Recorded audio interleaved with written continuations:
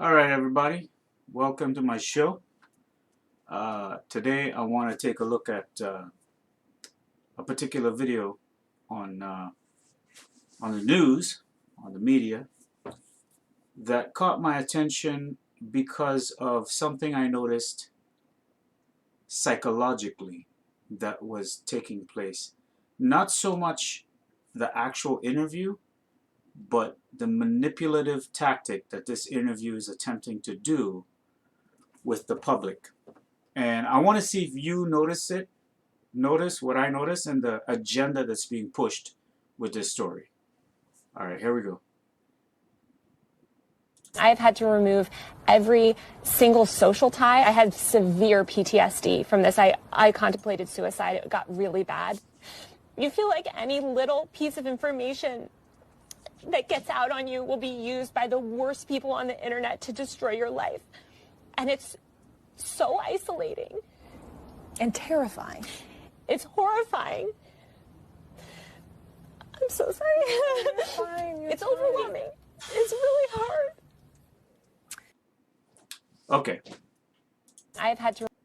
Now, that was a little bit cringe to watch. And here's why it was cringe for me. Is because you got people all over the world who are struggling just to live, just to take their next meal, to get a bucket of water down the street,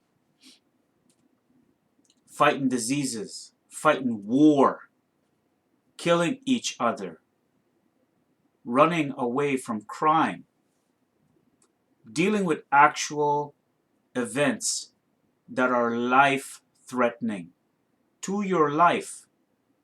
Now I wanna ask you something. Do you think what she's describing, honestly speaking now, do you think what she's describing is actual way to react to something that we all in this society of free speech have to endure? There's no special treatment for you because you're a woman or because you identify with a particular ideology. There's no special treatment for any of us, including me. I deal with backlash every day of my life, from the time you're a kid until the day you die. That's the world we interact and live in. When did it become so important to protect the ego, the fragile ego, so much? In fact, every spiritual teaching, every religious teaching teaches you to stay away from that kind of thinking or behavior. So to me, looking at this from a much broader perspective, it tells me that the media has paid or hired this actress, because yes, that's what she is, an actress, right? That's not genuine. You can't look at that and tell me that that's genuine in any way, right? To come on television and tell the public that her life is in danger because of what... First of all, let's get one thing straight. If you're going to be a journalist, if you're going to do journaling and investigate stories, there are always going to be people who hate you or dislike your stories or dislike your methodology or don't like what you have to say. And they're always going to come after you. You're always going to have detractors. That's the nature of the business. That's my grandfather over there. He was a journalist. So I come from that background. I'm not one myself. I have dabbled in it from time to time. But I could tell you this. That is the nature of this business. If you can't stand up to the scrutiny or the mean tweets, as you say, then maybe go find another career. Okay? Sorry, I'm mining crypto. I do that on the side. So I think, here's my theory, and you can correct me if I'm wrong out there, internet. Feel free to leave comments below if you think I'm wrong. But my theory is that they needed her to push this story so that they can get a narrative out there. They've already been doing it with the incident with Chris Rock and Will Smith and the slap.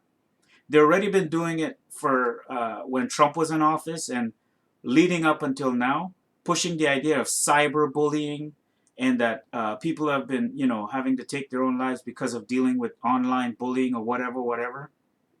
But come on, guys, whatever happened to that sticks and stones may break my bones, but words may never hurt. My dad taught me that.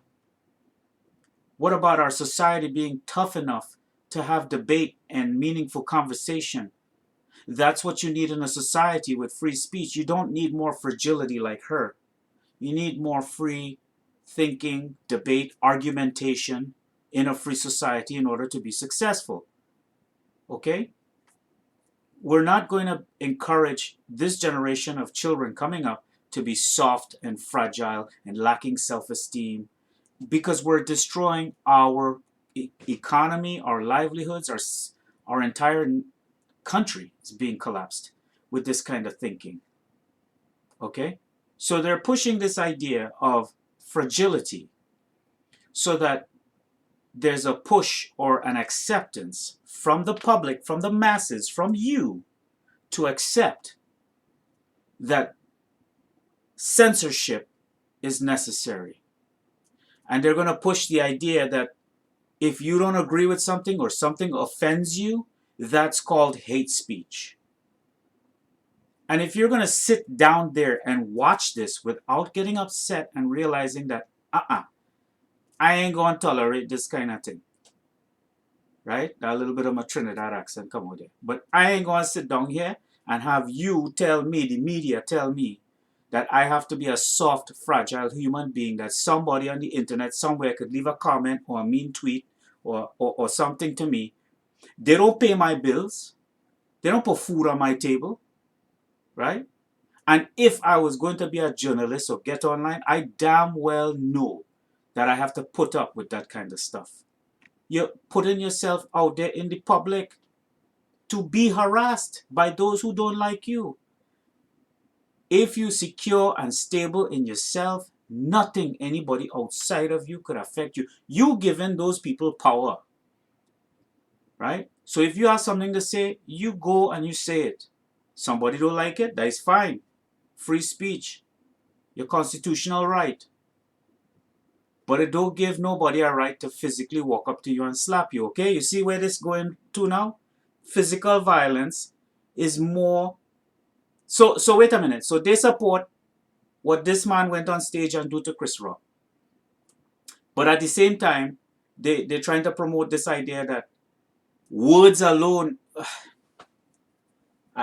is a mental just gymnastics these people doing, man. Right? I want to give only a backstory, all right? I was a leftist. I grew up in a family that pushed the idea of leftism, communism, the idea of community, all these things, right? I grew up in that world. I grew up believing the world was overpopulated. I grew up in being an environmentalist, sustainable living, meditation, yoga, all that stuff, right?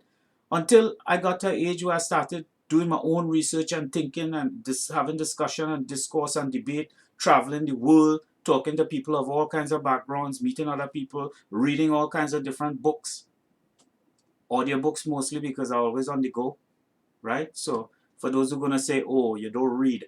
Yeah, 10% of the year I might read words on a book, but most of the time it's audiobooks, right? Because it's more efficient for me. So anyway, that is my take on this video. I hope you all think about this type of stuff. Pay attention to what the news trying to push onto you. Don't watch the news from a perspective of they reporting something to you. They're not. They're not reporting anything to you. They're trying to get your mind to think a certain way. They're trying to push a certain narrative to you. They're trying to get you to start feeling emotionally and thinking a certain way. Right? That's their objective. That's their ultimate goal. That's what this comes down to. Have nothing to do with PTSD or this. People who actually have PTSD should be offended by this clip. People who've actually been physically abused, molested, and the other word, right? Who have endured serious physical hardship and seen things that discombobulate.